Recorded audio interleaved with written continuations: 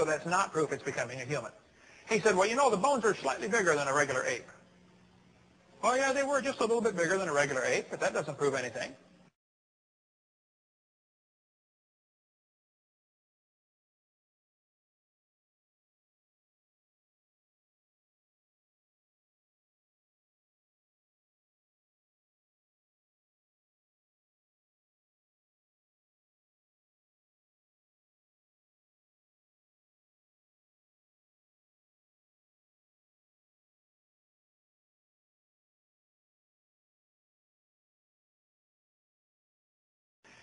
They found footprints in Laetoli, Africa. They said the form of the foot was exactly the same as ours. Footprints so very much like our own. This is in National Geographic. Here they found perfectly normal human footprints in the ash.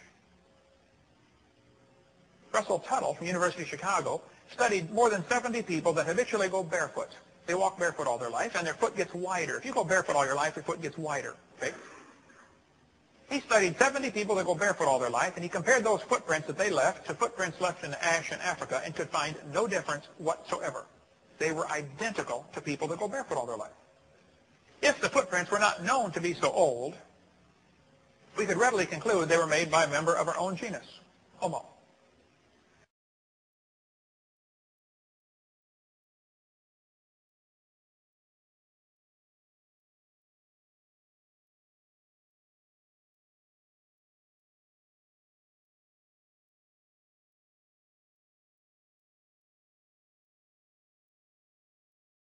The expert on Australopithecines is probably Dr. Charles Ochsner, who did computer multivariate analysis of all of the bones. He said, folks, I'm sorry, after studying Lucy for 16 years, I'll say these Australopithecines are more different than apes and humans than the latter are from each other. They're not a missing link at all. They're just an unusual monkey. And there might be some still alive.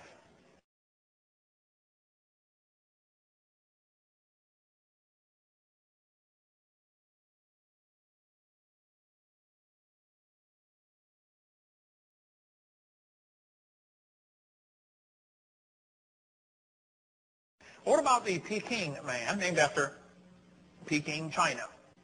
They won't tell you that they also found 10 humans in the same area.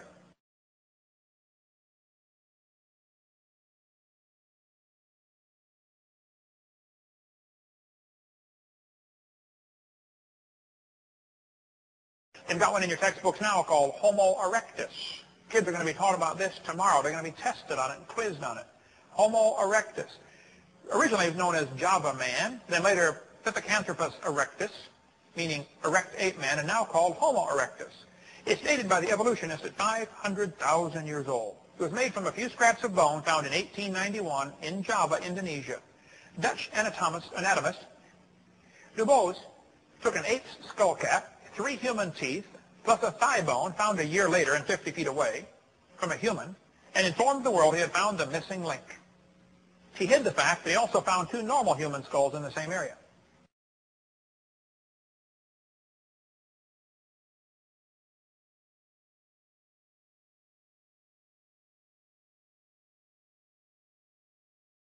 Did you know there's no such thing as prehistoric? That word was made up in the early 1900s after evolution became a popular theory. Go get some old dictionaries and look up the word prehistoric. I got a dictionary from 1766, and prehistoric was not in it. There was no such word. Got a dictionary from 1860. Guess what? Prehistoric was not there. If you could talk to the folks from the Civil War and say, what about prehistoric times? They would say, prehistoric, what is that? There's no such thing. There are things that are pre-flood, but that's not prehistoric. See, we have history right from day one. The Bible says, in the beginning.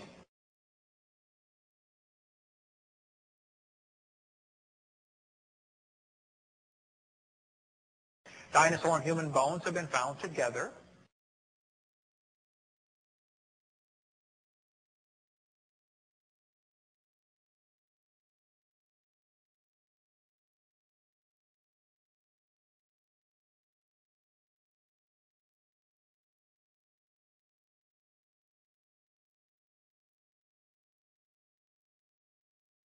Here's the stones from Ica, Peru, where they found people riding dinosaurs. Dr. Ball has a couple of the stones, so does Don Patton. You can get the website bible.ca/tracks in CA for Canada. If you want to see pictures of the Ica stones, or if you're going across Texas, stop and see some there at Glen Rose. They've got some on display there. Every known dinosaur is found depicted on these Ica stones.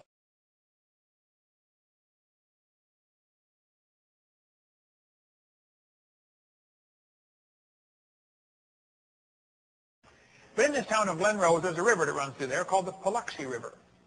Back in 1908, the Paluxy flooded, which is nothing unusual. It's the second to the fastest moving river in Texas. It dropped 17 feet per mile. To put that in perspective, the Mississippi drops 8 inches per mile. The Paluxy drops 17 feet per mile. Rapidly moving river when it rains. When it quits raining, it dries up. If you go in August, oftentimes the river's bone dry, August or September. Not always, but call before you go. But in 1908, the river flooded. The whole area is limestone layers. The flood went through town 27 feet above flood stage. It went through so fast, it ripped off the bottom of the river. 2 feet of solid limestone was ripped off and moved downstream, exposing another layer of limestone underneath.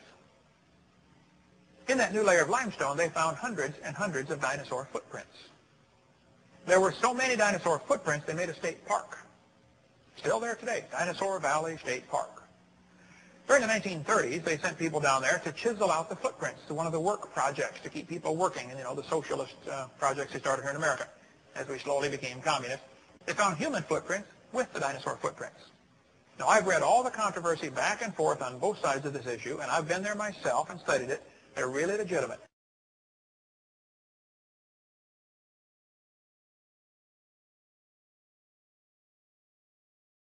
One of the good human tracks, as it wore down, grew 2 toes and became a 3-toed dinosaur print.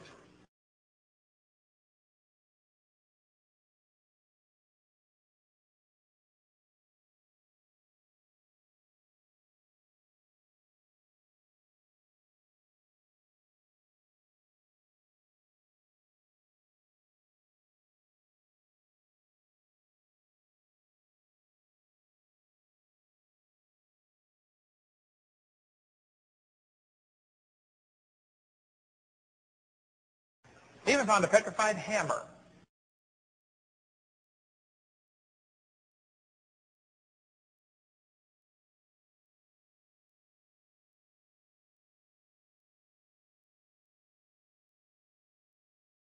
One lady broke open a lump of coal in Illinois, and there was a gold chain inside, 10 inches long. Human artifacts found in coal. This iron pot, I've got a replica of it here on the table. If you want to come see this. Iron pot found inside solid coal.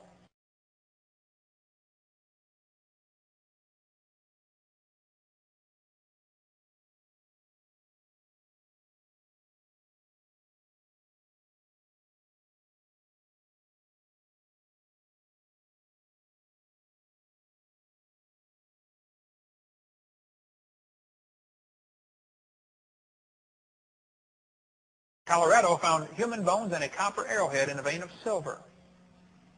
In 1880, J.D. Whitney, the state geologist of California, published a lengthy review of advanced stone tools found in California gold mines, including implements including spear points, mortars, and pestles.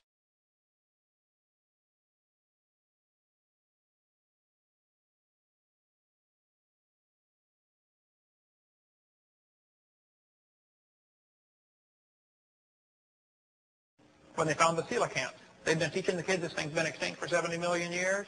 They found live ones in the Indian Ocean. They said, wow, look, they survived for 70 million years.